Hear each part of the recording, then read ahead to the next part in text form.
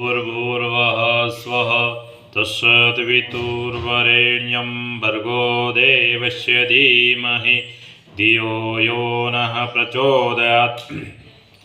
दीर्घतमा मामतेयो जुजुर्वान् दशमे युगे अपामर्थम यतीनां ब्रह्मा भवति सारथि। अज्ञानी माणस लोभने वश थईने रोग शोक द्वारा दुख पामे छे, परंतु धर्मनिष्ठ पुरुष ज्ञान અને વિજ્ઞાન વધારીને સ્વયં બંધન મુક્ત થઈ બીજાઓને પણ સંસાર સાગર પાર કરાવે છે. અગ્નિ પ્રકાશ અને ઉર્જાનો સ્ત્રોત છે. યજ્ઞમાં પ્રકાશ અને જ્ઞાન જ્યોતિના પ્રતીક રૂપે યજ્ઞ પ્રગટાવવામાં આવે છે. પ્રબુદ્ધ માણસ જ આ યથાર્થ યજ્ઞ પ્રગટાવે છે. યજ્ઞકર્તાની આંતરિક ઈચ્છા હોય છે કે તે પ્રબુદ્ધ અને સજાગ થાય. યજ્ઞથી ચેતના, સજાગતા અને સમર્પણનો ભાવ મનમાં જાગૃત થાય છે. તે યજ્ઞ સાથે તાદાત્મ્ય સ્થાપીને તેને પોતાનો મિત્ર બનાવવાના પ્રયાસ કરે છે.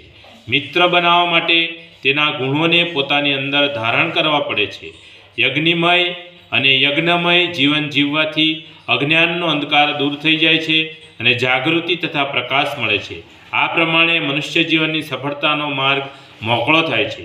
અગ્નિનો અર્થ પ્રકાશ સ્વરૂપ પરમાત્મા છે. પરમાત્મા સર્વજ્ઞ, સર્વવ્યાપક અને જ્ઞાનનો સ્ત્રોત છે.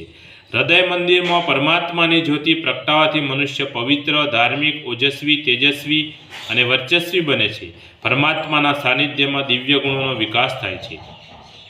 જો આપણે પરમપિતા પરમેશ્વરને આપણો આદર્શ માની તેમના પ્રત્યે ઊંડો ભક્તિભાવ રાખીને તેમને આપણા સાથી બનાવી લઈએ તો પછી પણ કોઈ પણ પ્રકારનો ડર રહેતો નથી.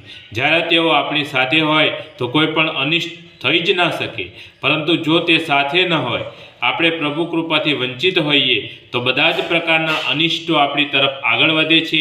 એ સાચું છે કે તેઓ આપણી સાથે જ છે, આપણી અંદર છે, પરંતુ દુઃખ એ છે કે આપણે તેમાં નથી.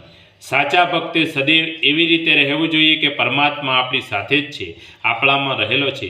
આ પ્રમાણે ઈશ્વરીય જ્ઞાનથી ચારે બાજુ વ્યાપેલો અજ્ઞાનનો અંધકાર દૂર થઈ જાય છે અને મનુષ્ય મમતા, મોહ, લોભ વગેરે બંધનોમાંથી મુક્ત થઈ જાય છે. જે અજ્ઞાની છે તે સદૈવ પોતાની સ્વાર્થ પૂર્તિમાં તથા લોભ લાલચમાં ડૂબેલો રહે છે.